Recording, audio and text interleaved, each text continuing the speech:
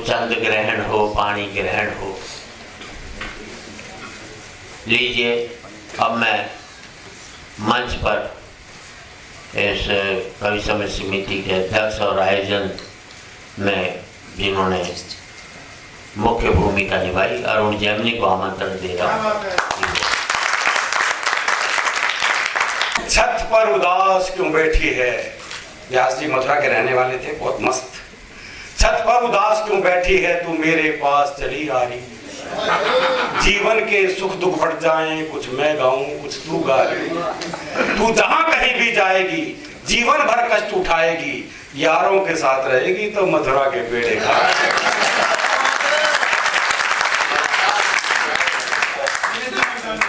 नीरज जी की कोशिश करता हूँ मैं। नीरज जी जैसी आवाज तो मैं नहीं गा सकता। नहीं, रहने दे। ना हो उदास रूपासी, तो मुस्कुराती जा। मौत में भी जिंदगी के फूल कुछ खिलाती जा। जाना तो हर एक को है एक दिन जान से, जाते जाते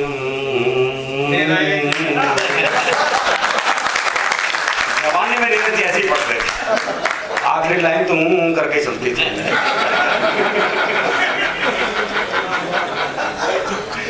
खैर, जो मैं कविता सुनाने के लिए आया हूँ वो सुनाता हूँ आपको। धर्मयुग में कवि छपते थे आदित्य जी के। उस वक्त की पीड़ा थी कि कवि भेजते थे कविताएं संपादक को, और वो खेत सहित वापस आ जाती थी। अच्छी कविता है। और वो वापस आ जाना, कविता के वापस आने का दुख नहीं होता था इतना, उसको लिखा होता था खेत सहित, चिट लगी होती थी। वो खेत सहित साला बहुत खेत देता था। मैंने एक प्रेम की कविता लिखी, भेज दी संपादक को। संपादक ने जैसा अक्सर करता है, मैंने एक प्रेम की कविता रची, भेज दी संपादक को। संपादक ने जैसा अक्सर करता है, मेरी कविता खेत सहित वापस लौटा दी। मुझको एक शरारत सूझी। 15 दिन के बाद वही कविता उसी खेत सही संपादक को ही पुनः भेज दी। 7 पत्र लिख दिया, प्यार से भरकर अपना हिया। पूज्य संपादक जी, कविता भेज रही हूँ।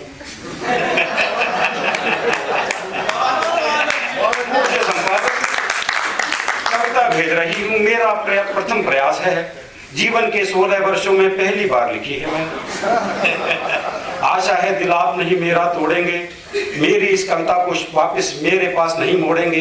आभारी होंगी यदि कविता छप जाएगी, शेष आपकी कृपा चाहिए, आपकी पद्मनी। संपादक की चिट्ठी आई। पहले कविता लौट के आती थी। संपादक की चिट्ठी आई, शुभ पद्मनी कविता मिली। हृदय की सोई सोई कलियां खिली इसे छूते ही। कविता क्या है, कस्तूरी है, शब्द शब्द मकरंद भरा है, अक्षर अक्षर सिंदूरी है। भीम काय अति ललित आपका प्रथम यत्न है।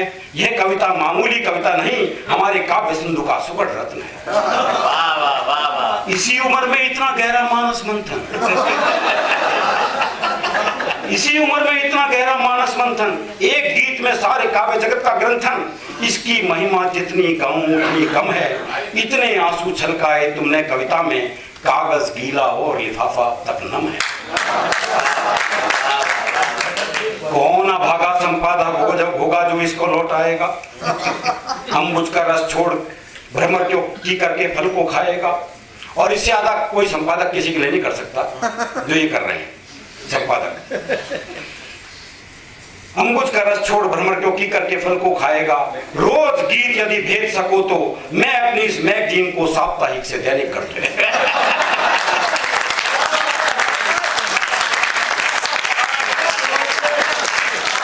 रोज गीत यदि भेज सको तो मैं अपनी इस मैगजीन को साप्ताहिक से दैनिक कर दूं। हिंदी का साहित्य सरोवर पद्मों के सौरभ से भर दूं। लिखते ही प्रेषित कर दिया करे कविता को, रस में डूबा सदा आपका चिर संपादक रसिक बिहारी। मैंने चिट्ठी पढ़ी हंसा मैं, शीशे में जा मैंने अपना रूप निखारा। मैं बेचारा और पद्मनी कहाँ वो फुसट संपादक जो जीवन के 50 से ज्यादा पतझड़ देख चुका है। खेत सहित उस संपादक को लिखा मैंने, बे संपादक मैं पद्मनी नहीं पद्मोना हूं पूरा। बे संपादक मैं पद्मनी नहीं पद्मोना हूं पूरा, खबरदार जो बुरी आंख से मुझको घूरा। यही गीत पहले मैंने तुझको भेजा था, तब ये गीत नहीं था, क्यों बे? तब खेत सहित वापिस दे मारा। नाम पद्मनी का पढ़ते ही रत्न हो गया, सुधा हो गया, अब कैसे ये सागर खारा। बे साहित्यिक सांड चलेगा कब तक ऐसे, काव्य कुंज में क्यों कीचड़ फैलाता है तू अरण्य भैसे। कविता पढ़ता नहीं, नाम पढ़ता है बे तू। लिंग भेद ही तेरे लिए काव्य का हेतु। अंत में कविता छाप या मत छाप, खेत सहित मैं तेरा बाप।